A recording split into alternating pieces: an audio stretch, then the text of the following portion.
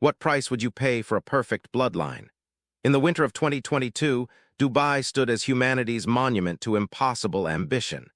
A city where sand transformed into steel, where gravity bent to architectural will, and where old money married new power in ceremonies that cost more than small nations' GDP.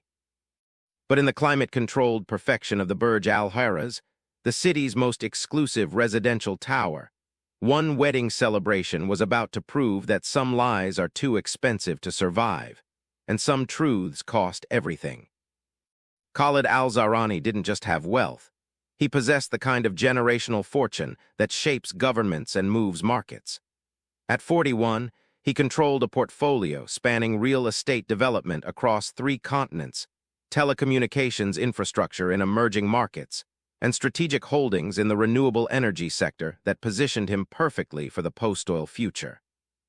His net worth, estimated conservatively at $2.7 billion by Forbes Middle East, represented not merely accumulated capital but dynastic power that his grandfather had begun building in the 1950s.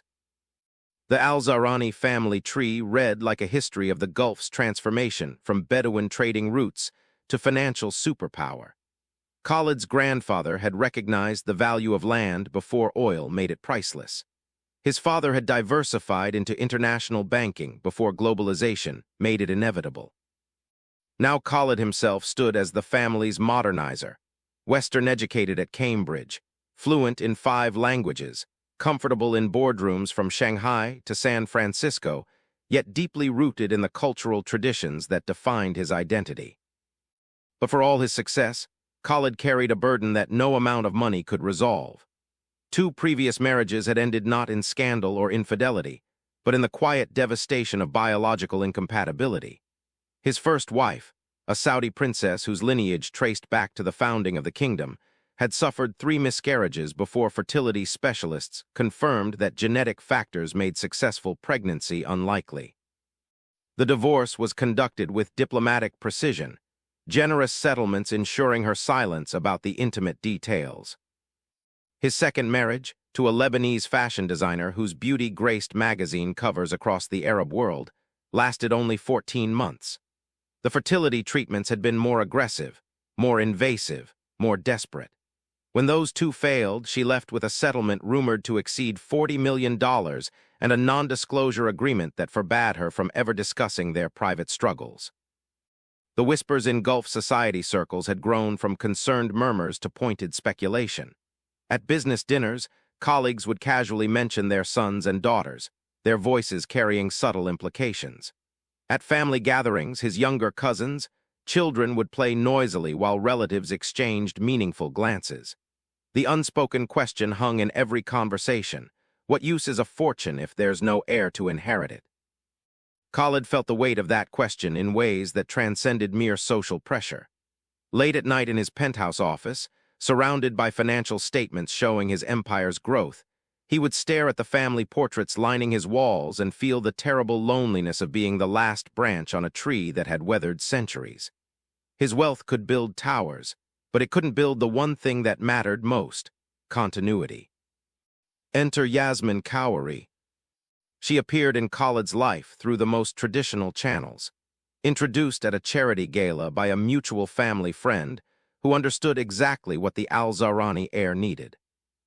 At 29, Yasmin possessed the careful balance of qualities that Gulf aristocracy valued.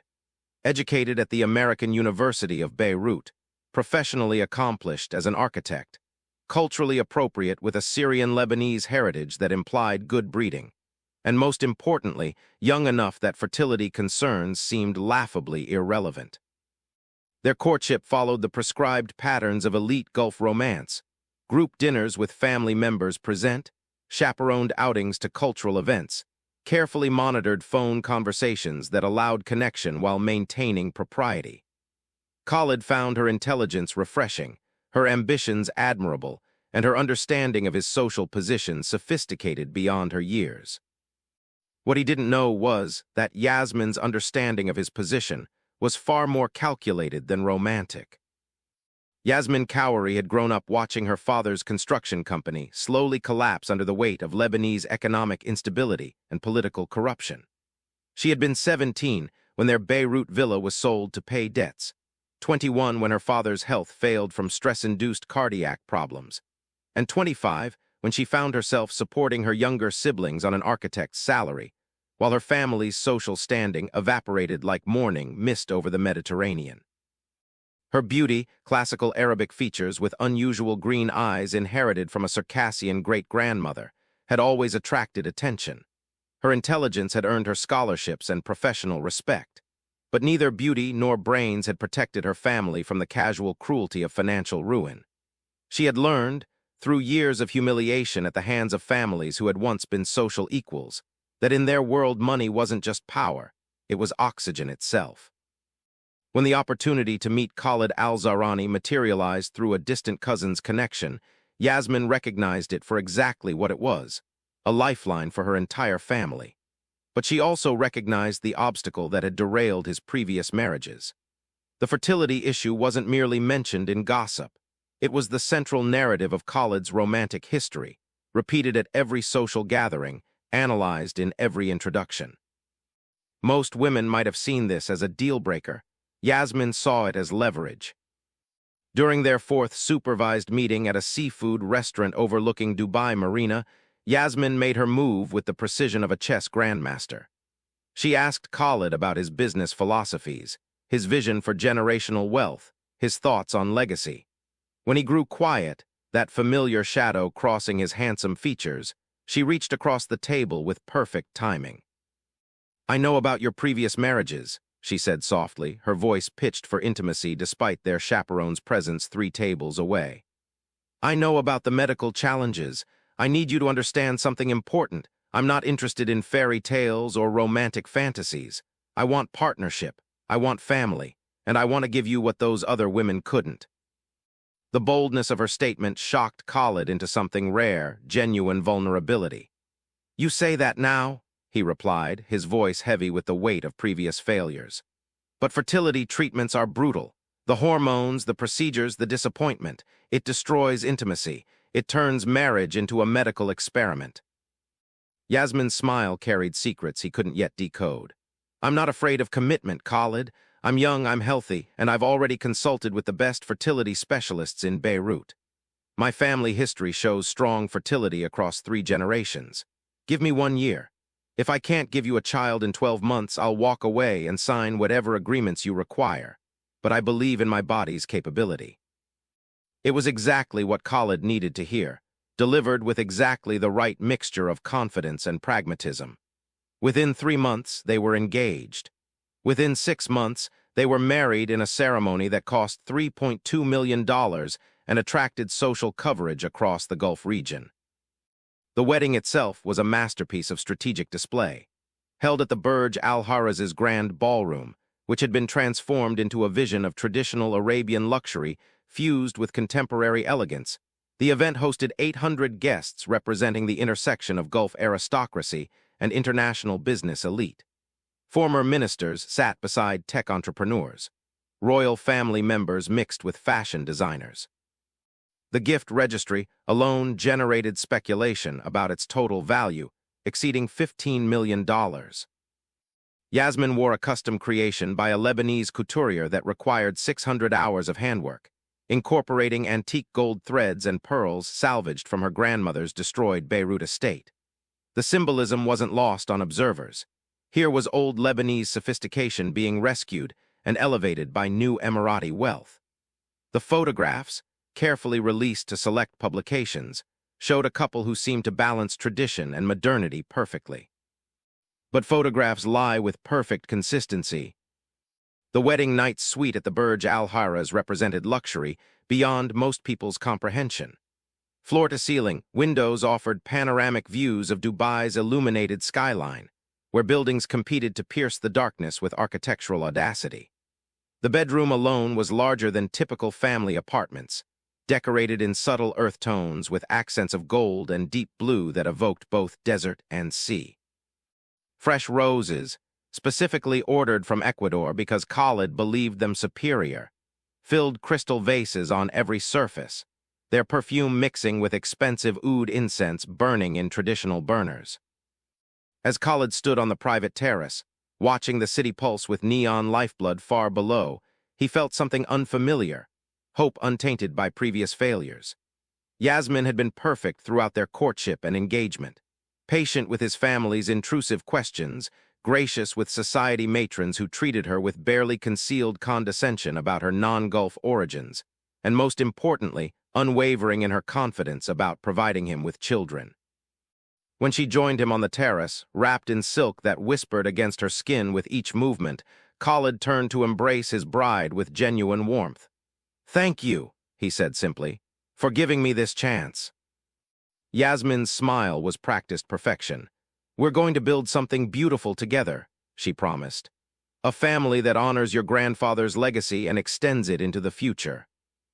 Their first night as husband and wife unfolded with the awkwardness that even billionaires cannot avoid when intimacy is burdened by expectation. But beneath Yasmin's encouraging words and tender touches lay calculations that Khalid couldn't perceive. Every gesture served dual purposes. Every whispered reassurance advanced plans he didn't know existed. What Khalid Al-Zahrani couldn't know, was that his new wife had come to their marriage bed carrying secrets that would cost him everything he valued. Secrets that transformed their wedding night from celebration into countdown. Secrets that would detonate exactly 9 months later, leaving destruction that money couldn't repair and lawyers couldn't contain. As Dubai's skyline glittered below them like a promise written in light and steel, two people lay together in a bed worth more than most people's homes, each believing they understood the bargain they'd made. One sought legacy through biology. The other sought salvation through deception. Neither understood that before their first anniversary, the expensive suite where they consummated their marriage would become a crime scene, and their $3 million wedding would be remembered not as a celebration, but as the elaborate stage set for Dubai's most scandalous murder. The city that prided itself on making the impossible real was about to discover that some impossibilities carry consequences written in blood. The first 3 months of marriage unfolded exactly as Khalid had desperately hoped. Yasmin transformed from bride into wife with seamless grace, managing his household staff with unexpected authority, hosting dinner parties that enhanced his business relationships, and most importantly, approaching their intimate life with enthusiasm that seemed genuine rather than obligatory. Unlike his previous wives, who had grown tense and mechanical once fertility became a medical mission, Yasmin maintained an ease that Khalid found intoxicating. She would surprise him with spontaneous affection, laugh at his business frustrations with knowing sympathy, and speak about their future children with a certainty that felt like oxygen after years of drowning in doubt. "I can feel it already," she told him one evening as they walked through the Dubai Miracle Garden, surrounded by millions of flowers arranged in impossible sculptures. Her hand rested on her flat stomach with unconscious maternal gesture. "My body feels different. I think we're already pregnant." Khalid's heart had performed acrobatics in his chest. "It's too early to know for certain," he cautioned, having learned painful lessons about premature hope. But Yasmin's confidence proved prophetic. 6 weeks after their wedding, the pregnancy test showed positive. The confirmation from Dr. Sarah Whitmore, a British fertility specialist whose Jumeirah clinic served Gulf royalty exclusively, arrived like benediction. Early ultrasounds showed healthy development. Hormone levels measured perfect. Every indicator suggested that Yasmin's body was doing exactly what she'd promised, creating the heir that Khalid's fortune demanded. The Al-Zahrani family's reaction bordered on euphoric. Khalid's mother, who had grown increasingly vocal about her son's failings, embraced Yasmin with tears streaming down her carefully maintained face. His father, normally restrained in emotional displays, personally gifted Yasmin with a sapphire necklace that had belonged to Khalid's grandmother. Family members who had maintained polite distance suddenly became enthusiastic relatives, flooding the couple with advice, gifts, and intrusive questions about potential names. For Khalid, the pregnancy represented vindication beyond mere continuation of bloodline. It proved that the failures of his previous marriages hadn't been his fault, that his body, his genes, his fundamental biology wasn't cursed. The psychological weight that had pressed down on him for years lifted incrementally with each successful doctor's appointment, each healthy ultrasound, each milestone that Yasmin's pregnancy passed without complication. What he didn't know was that every doctor's appointment was theater, every ultrasound image carefully selected, and every milestone artificially constructed. The truth that Yasmin carried was more complex and more calculated than anyone suspected.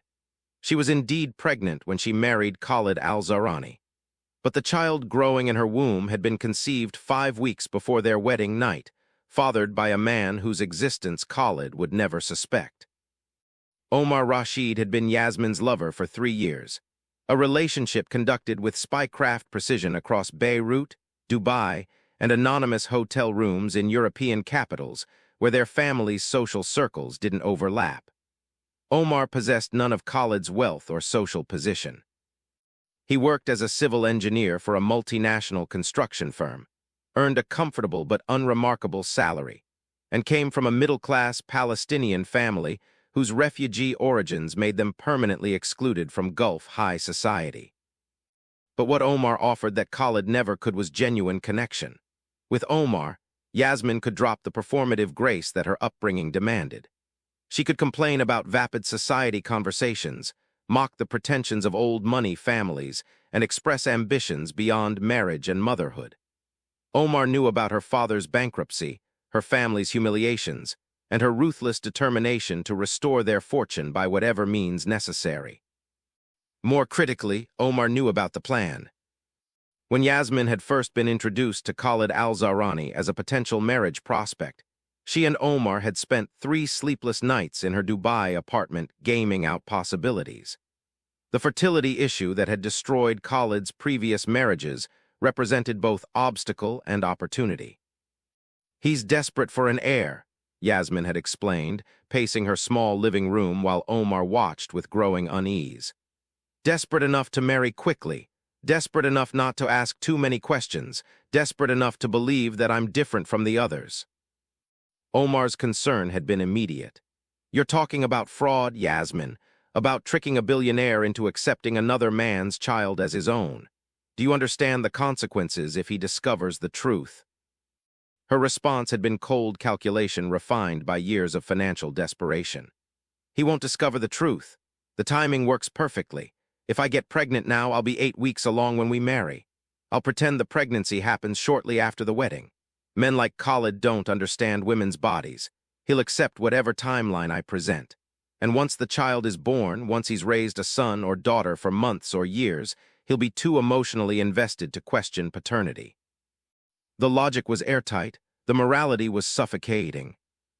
Omar had ultimately agreed to the plan, partly because he loved Yasmin, partly because he understood her family's desperation, and partly because he harbored his own resentments about Gulf society's casual cruelty toward people of his background. If this child could be passed off as Al-Zahrani heir, their son or daughter would have opportunities that Omar's Palestinian refugee status would forever deny them. So Yasmin had entered her marriage to Khalid already carrying Omar's child, her wedding dress concealing a pregnancy that was technically already in its 2nd month. The positive test, 6 weeks after their wedding, was manufactured drama. The early ultrasounds showed development consistent with her real conception date. Every medical appointment was carefully managed through Dr. Whitmore, whose discretion was purchased with generous cash payments that never appeared in official records. The deception required meticulous attention to detail. Yasmin tracked her pregnancy symptoms with scientific precision, researching which developments to emphasize and which to downplay. She maintained communication with Omar through encrypted messaging apps, using a secondary phone hidden in a locked drawer of her personal bathroom cabinet. She even prepared elaborate stories about her family's medical history, inventing tales of aunts and grandmothers whose supposed fertility successes supported the narrative of her own biological superiority. Through the pregnancy's progression, Yasmin played her role with Oscar-worthy commitment. She expressed appropriate exhaustion during 1st trimester fatigue. She developed cravings for Lebanese foods that Khalid found endearing reminders of her heritage. She suffered morning sickness at carefully timed intervals that seemed genuine rather than performed. Every aspect of her pregnancy reinforced Khalid's belief that he had finally found the woman whose body could succeed where others had failed. But maintaining the deception created pressures that Yasmin hadn't fully anticipated. The guilt, which she had assumed would be manageable, grew heavier with each passing week. Watching Khalid's face illuminate with wonder during ultrasound appointments, knowing that the heartbeat he heard wasn't his biological child's, created acid erosion in her conscience. Listening to him plan nursery decorations and discuss schooling options for a child whose real father was tracking the pregnancy through stolen photos and coded text messages generated a cognitive dissonance that made sleep increasingly difficult. More dangerous was the physical evidence that accumulated like forensic breadcrumbs. The secondary phone with its encrypted messages to Omar. The email account using a fake name where she received updates about her family's finances, which showed suspicious deposits coinciding with pregnancy milestones. The handwritten notes where she practiced her story, refining details about conception timing and early symptoms. Each piece of evidence was carefully hidden, but existence in any form represented vulnerability. The greatest risk, however, was one that Yasmin had dismissed with the arrogance of someone who had never encountered serious opposition. DNA testing. The possibility that Khalid might one day decide to confirm paternity through genetic analysis had seemed remote, almost paranoid. Men who desperately wanted children didn't demand scientific proof of their own fatherhood. The social humiliation of such an action, the public admission of insecurity it represented, would be unthinkable for someone of Khalid's position. Or so Yasmin had convinced herself. 6 months into the pregnancy, as Yasmin's belly swelled with undeniable physical evidence of impending parenthood, Khalid threw a celebration that transformed their penthouse into a festival of anticipation. The gender reveal party, an American custom that had been adopted by wealthy Gulf families with characteristic excess, attracted 200 guests to their home for an evening of elaborate theatrical ceremony. The reveal itself involved a massive black box positioned on their terrace, rigged with special effects that would release either blue or pink fireworks into the Dubai sky. Guests placed bets with champagne and speculation. Society matrons offered advice that hadn't been requested, and Khalid's father gave a speech about generational legacy that made several women cry with its emotional weight. When the box finally opened, sending spirals of blue light into the night sky, Khalid's roar of joy could be heard across 3 floors. A son, a male heir. The continuation of the Al-Zahrani name secured through Yasmin's biological success where other wives had failed. As Khalid lifted Yasmin in celebration, as camera phones captured the moment for social media immortality, as congratulations rained down from every direction, Yasmin caught sight of her own reflection in the terrace's glass doors. The woman staring back appeared radiant, successful, and completely secure in her victory. That reflection was about to shatter. The first crack in Yasmin's carefully constructed fortress appeared in the form of an offhand comment at a business dinner 3 weeks after the gender reveal party. Khalid was hosting potential investors from a Singapore sovereign wealth fund, entertaining them at Zuma Dubai with the kind of extravagant hospitality that Gulf business culture demanded. One of the Singaporean executives, a woman in her 50s who had built her career in biotech investment, made casual conversation about her grandson. "Adorable child," she said, showing photos on her phone. "But you wouldn't know he's actually my biological grandson unless you ran DNA confirmation. My daughter used IVF with donor genetics. The technology is remarkable now. Families can select for optimal genetic combinations." Khalid nodded politely, but something in the executive's words had planted a seed. Later that night, lying beside Yasmin, whose 7-month pregnant body had transformed their bedroom dynamics into careful choreography, he found himself thinking about genetic certainty. Not because he doubted Yasmin, never that, but because the comment had triggered memories of his previous marriage failures, of the medical explanations that had never quite satisfied him, of doctors who spoke in probabilities rather than certainties. "Do you ever think about genetics?" he asked Yasmin in the darkness. Her entire body tensed, though she carefully controlled her voice. "What do you mean?" "Just wondering about what our son will inherit. My grandfather's business acumen, hopefully, your architectural spatial intelligence, my father's stubbornness." He laughed softly. "I hope he doesn't get my mother's capacity for grudges." Yasmin's relief was measured. "I hope he gets your integrity," she said carefully. "And maybe my family's artistic sensibility. The Khouries have produced 3 generations of architects and designers." The conversation ended there, but the seed had been planted in Khalid's consciousness. Over the following weeks, as Yasmin's pregnancy entered its final stretch, he found himself increasingly preoccupied with questions of heredity and genetic legacy. Not from suspicion, he had no reason to doubt his wife, but from the control-oriented mentality that had built his business empire. Khalid Al-Zahrani had not accumulated billions by leaving outcomes to chance. Every investment was researched obsessively. Every business partnership was verified through multiple channels. Every contract was reviewed by lawyers whose billable hours exceeded most people's annual salaries. The idea that he would simply accept the most important outcome of his life, his biological heir, without confirmation began to feel like dangerous negligence. The decision to arrange DNA testing came not from suspicion, but from the same compulsive need for certainty that characterized every other aspect of his life. He framed it to himself as simple due diligence, the equivalent of auditing financial statements or verifying construction quality.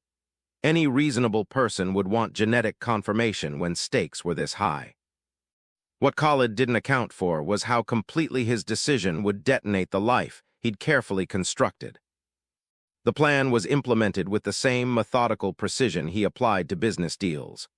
Khalid contacted a boutique genetic testing firm in London that specialized in discrete services for high-net-worth families. The company, Helix Genetic Verification, marketed itself as providing peace of mind for families where certainty matters. Their client list reportedly included European royalty, Middle Eastern business dynasties, and Asian manufacturing heirs. Exactly the demographic that Khalid belonged to.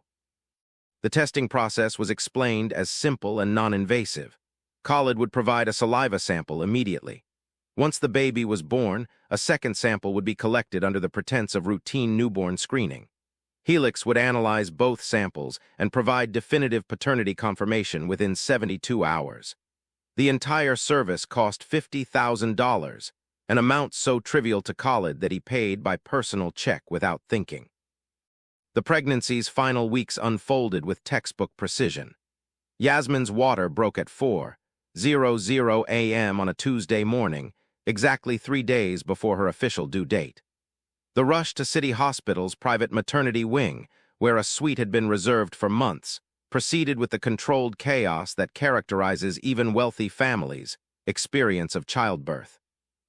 12 hours later, after labor that Yasmin would later describe as feeling like her body was being torn apart by cosmic forces, their son entered the world with a healthy cry that made Khalid weep openly. The baby, eventually named Samir after Khalid's grandfather, was perfect in the way that all newborns are to their parents. 7 pounds, 3 ounces, full head of dark hair, lungs that demonstrated remarkable capacity for volume, 10 fingers and toes accounted for. In the golden haze of new parenthood, surrounded by flowers sent by every business associate and family member in their network, Khalid held his son and felt completion that transcended description. This was what every previous failure had been moving toward. This child, this perfect combination of his genetics and Yasmin's biology, represented the Al-Zahrani future secured. What he didn't see was Yasmin's face during those first 72 hours of Samir's life. While Khalid beamed at visitors and posted carefully curated photos to social media, Yasmin lay in her hospital bed calculating timelines with mounting dread. She had noticed the nurse who collected the routine screening samples, a woman she didn't recognize, who moved with professional efficiency but without the casual chattiness that characterized the regular staff. That nurse, she realized with sickening certainty, was not performing routine screening. She was collecting genetic evidence. Yasmin's phone, the secondary encrypted device that she'd forgotten to leave behind in her panic during labor, had received a message from Omar during the birth. "Congratulations on our son," it read. "I wish I could be there to hold him." The phone remained hidden in her hospital bag, but its presence felt like a bomb with countdown timer visible. The genetic testing results arrived at Khalid's office exactly 72 hours after Samir's birth. The report came via secure courier, delivered in a sealed envelope marked with Helix Genetic Verification's discreet logo. Khalid opened it alone in his study, expecting confirmation that would finally put all his previous doubts to rest. The first sentence destroyed his world. Paternity analysis excluded. The tested male, Khalid Al-Zahrani, is excluded as the biological father of the tested child, Samir Al-Zahrani. Probability of paternity, 0%.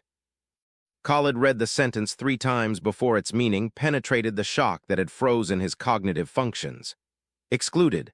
0 probability. Not the biological father. The words arranged themselves in his consciousness like shrapnel after an explosion, each piece tearing through a different aspect of his reality. His first emotion was confusion so profound it felt like physical illness. There had to be mistake, laboratory error, sample contamination, something that could explain results that contradicted biological impossibility. He had been with Yasmin on their wedding night. She had gotten pregnant weeks later. The timeline was perfect. The pregnancy had been healthy. The birth had been normal. But genetic testing didn't lie. The technology had advanced beyond margin of error. If Helix Genetic Verification reported 0 probability of paternity, that meant certainty. Mathematical, scientific, absolute certainty that the child he'd held in his arms, the son he'd named after his grandfather, the heir he'd desperately wanted, was not biologically his. Which meant only one possible explanation. Yasmin had been pregnant before their wedding night, pregnant with another man's child, and she had systematically, deliberately, calculatedly deceived him into accepting that child as his own heir. The rage that followed was unlike anything Khalid had experienced in his carefully controlled life. This wasn't business frustration or social annoyance.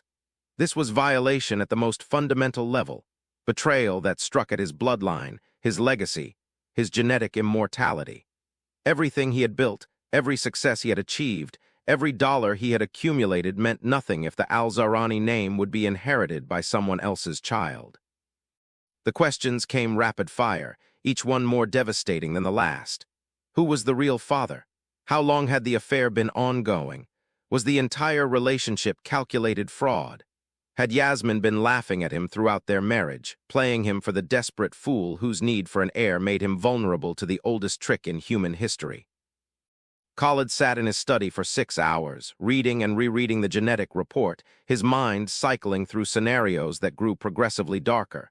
He called Helix Genetic Verification and demanded verification of their verification. They confirmed no possibility of error. The chain of custody for samples had been maintained perfectly. The testing methodology was beyond dispute. The conclusion was absolute.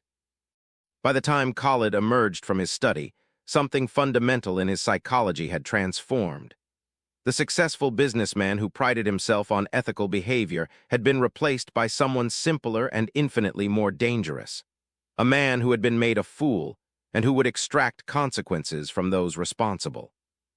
The confrontation, when it finally occurred, took place not in their hospital suite but back in their penthouse, after Yasmin had been discharged with baby Samir. She had noticed Khalid's distance during the hospital stay, attributed it to exhaustion and adjustment to new parenthood. When they arrived home to find their nursery exactly as they'd left it, painted pale blue, filled with expensive furniture and luxury baby items, she felt cautiously optimistic that they had successfully navigated the most dangerous phase of her deception. That optimism lasted until Khalid closed their bedroom door and dropped the genetic testing report on their bed like a grenade. "Tell me about Samir's real father," he said, his voice carrying the terrible calm that precedes volcanic eruption. The envelope lying on the bed might as well have been a death certificate. Yasmin's eyes locked onto the Helix Genetic Verification logo, and in that microsecond, her entire carefully constructed reality collapsed. Her face, which had maintained perfect composure through 9 months of systematic deception, betrayed her completely. The blood drained from her cheeks. Her hands began trembling. Her breath came shallow and rapid. Khalid watched these physiological responses with the detached precision of a prosecutor presenting evidence to a jury. Each tell confirmed what the DNA report had already proven. His wife, the woman he had married in a $3 million ceremony, the woman he had believed would save his genetic legacy, had perpetrated fraud of staggering magnitude. "I can explain," Yasmin whispered, the words automatic and pathetically inadequate. "Explain." Khalid's voice carried no inflection, no emotion. "You're going to explain how you came to our marriage bed already pregnant with another man's child. How you systematically deceived me for 9 months. How you named that child after my grandfather, knowing he carries someone else's DNA." Yasmin's mind, which had always been her greatest asset, raced through possible responses. Denial would be pointless. The genetic evidence was absolute. Partial truth might buy time but would ultimately fail, which left only complete confession, delivered with whatever shred of dignity she could salvage. "His name is Omar Rashid," she said, forcing herself to meet Khalid's eyes despite the tears now streaming down her face. "He's a civil engineer. We'd been together for 3 years before I met you." The admission seemed to physically stagger Khalid. 3 years, not a one-night mistake or brief affair that might be explained away. A sustained relationship, a real connection, which meant their entire courtship, every moment of their engagement, their wedding ceremony, and their marriage had been theater performed while she maintained another life. "Did you love him?" Khalid asked, and something in the question revealed that beneath the rage lay genuine pain. Not just wounded pride, but actual heartbreak. Yasmin's silence was answer enough. "So everything?" Khalid's voice cracked. "Every word you said about wanting to build a family with me, about choosing me despite my fertility history, about believing in our future together, all of it was calculated fraud." "My family was desperate," Yasmin said, the explanation tumbling out in desperate torrent. "We lost everything, Khalid, everything. My father's business collapsed. We sold our home. We were drowning. When the opportunity to meet you appeared, I saw a way to save them, to save myself. By selling me a child that wasn't mine, by letting me believe I had finally succeeded in having an heir." Khalid's laugh was bitter and completely without humor. "Do you understand what you've done, what you've taken from me?" "You still have a son?" Yasmin's voice rose, maternal instinct overriding caution. "Samir is beautiful and healthy and perfect. You've already fallen in love with him. His biological genetics don't change the reality that he's here, that you're raising him, that he'll call you father." The slap came so fast that Yasmin barely registered the movement before pain exploded across her face. She stumbled backward, hand flying to her cheek, shock and fear replacing calculation in her expression. "Don't," Khalid's voice trembled with barely controlled violence. "Don't you dare tell me that biology doesn't matter. My entire life has been defined by biological failure. My previous marriages ended because we couldn't conceive. My family's disappointment, society's judgment, my own sense of inadequacy, all of it rooted in genetics.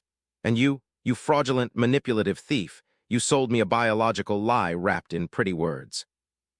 Yasmin backed toward their bedroom door, survival instincts finally overriding everything else. She had miscalculated catastrophically. Not just the risk of discovery, but the depth of Khalid's psychological investment in genetic legacy.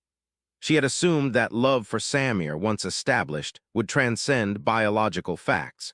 She had been fatally wrong.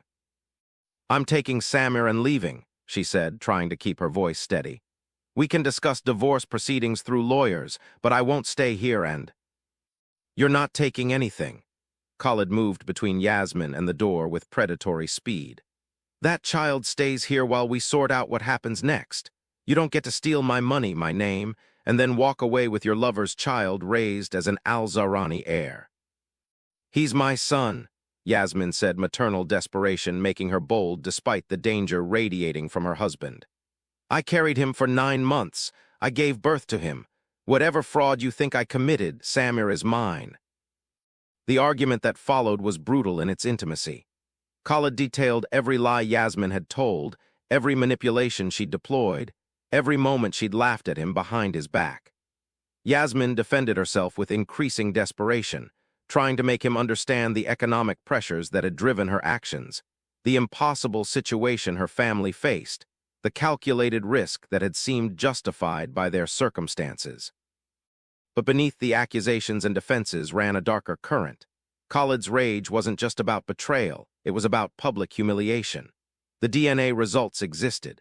The genetic testing company had records. If news of this fraud leaked to Dubai's gossip networks, the Al-Zahrani name would become a punchline. Billionaire cuckolded by his wife. Dynasty's heir revealed as imposter. Every business rival would celebrate his humiliation. Every social competitor would whisper behind manicured hands. "You've destroyed me," Khalid said, his voice dropping to whisper that was somehow more terrifying than shouting. "Not just my marriage or my trust. You've destroyed my reputation, my family's standing, everything I've worked to build." "Then divorce me quietly," Yasmin pleaded. "I'll sign whatever agreements you want. I'll disappear. Just let me take Samir somewhere safe where he won't be part of this disaster." Khalid's laugh was hollow. "Disappear? You think you can perpetrate fraud of this magnitude and just walk away? You think I'll let you raise that child somewhere, knowing he carries my grandfather's name while being someone else's biological son?" The threat hung in the air like poison gas. Yasmin recognized, with sudden terrible clarity, that she had underestimated not just the risk of discovery, but the consequences. Khalid wasn't just angry. He was dangerous in the way that only powerful men can be when their fundamental identity has been challenged. "What are you going to do?" she asked, her voice barely audible. Khalid's smile was something that should never appear on a human face. "I'm going to correct this situation, permanently." The next hours blurred into nightmare that Yasmin would later struggle to remember with coherent narrative. Khalid made phone calls in rapid-fire Arabic, speaking to lawyers and family members with urgent intensity. He confiscated both of Yasmin's phones, discovering the secondary encrypted device with damning messages to Omar that documented their ongoing affair and the premeditated nature of the fraud. Most terrifying was when Khalid disappeared into his study for nearly an hour, then emerged with expression of terrible calm. "I've been thinking about solutions," he said conversationally, as though discussing business strategy rather than the future of his family. "There are several options available." He detailed them with chilling precision. Option 1, Yasmin could surrender Samir completely, sign away all parental rights, accept a minimal divorce settlement, and leave the country permanently. Option 2, he could pursue criminal fraud charges, have her arrested, potentially imprisoned, while he fought for custody. Option 3, and here his voice took on quality that made Yasmin's blood freeze. They could arrange an accident that removed both the fraudulent wife and the illegitimate child from his life entirely. "You're talking about murder," Yasmin said, her voice shaking. "About killing your own wife, about killing a baby." "I'm talking about removing problems," Khalid corrected coldly. "A baby that isn't mine isn't my son. He's evidence of fraud. And you're not my wife. You're a criminal who sold me biological fiction for access to my fortune." The psychological torture continued through the night. Khalid kept Yasmin confined to their bedroom, taking Samir away to the nursery where she could hear her son crying for feeding, but couldn't reach him. The sounds of her baby's distress, combined with her engorged breasts aching with milk, created physical and emotional agony that Khalid clearly intended as punishment. Around 3:00 a.m., Yasmin made her decision. Survival, not just her own but Samir's, required action beyond negotiation. While Khalid was in his study conducting what sounded like conference calls with lawyers, she managed to retrieve her confiscated phone from his jacket pocket. A single message to Omar. "He knows, coming to kill us. Help." But Khalid's security systems were sophisticated. The message was intercepted by monitoring software before it could send. When Khalid discovered the attempted communication, something in him snapped completely. The violence that followed was swift and brutal. Khalid grabbed Yasmin by her throat, slamming her against their bedroom wall with force that cracked the plaster. His hands tightened around her neck while he screamed accusations that had degraded from coherent rage into primal sound. "You tried to steal everything from me. the words barely formed through his fury. My money, my name, my legacy, you fraudulent whore. Yasmin clawed at his hands, trying desperately to breathe, black spots appearing in her vision as oxygen deprivation began shutting down her brain. She heard Samir crying in the distance, his newborn wails muffled by walls and doors, but still penetrating her consciousness with maternal urgency. Her hand found the heavy crystal paperweight on their bedside table, a gift from some business associate, mounted on marble base. She swung it with desperate strength, connecting with Khalid's temple with sickening impact. His grip loosened immediately. He staggered backward, blood streaming from the gash above his eye. For a moment they stared at each other, predator and prey both wounded, both dangerous, both calculating next move. Then Khalid lunged again, and Yasmin swung the paperweight a second time. This impact was different. Khalid dropped instantly, his body folding with the terrible finality of major trauma. He hit the marble floor hard, more blood now pooling beneath his head from a wound that looked catastrophic even to Yasmin's panicked assessment. The silence that followed was profound, just her own ragged breathing, Samir's continued crying, and Khalid's absolute stillness. Yasmin dropped the bloody paperweight and fell to her knees beside her husband. Khalid, her voice sounded distant to her own ears. Khalid, please. But Khalid Al-Zahrani, billionaire heir, desperate father, cuckolded husband, was dead. Killed by his wife in their $8 million penthouse during a confrontation about genetic fraud and inherited legacy. The wedding that had cost $3 million was over. The marriage had lasted exactly 287 days, and the DNA test that was supposed to provide certainty had instead triggered murder. The emergency call came from Yasmin's phone at 3:47 a.m. Dubai police arrived at the Burj Al Arab's penthouse 18 minutes later to find a scene that would dominate regional headlines for months. Khalid Al-Zahrani dead in a pool of blood, his wife sobbing and incoherent, and a newborn baby screaming in a nursery down the hall, unaware that he was now at the center of the most scandalous case in Gulf social history. The investigation moved with unusual speed, driven partly by legitimate evidence and partly by the intense pressure that Al-Zahrani family influence could generate. The DNA testing report was discovered in Khalid's study within hours. The encrypted phone with messages to Omar was recovered from Yasmin's belongings.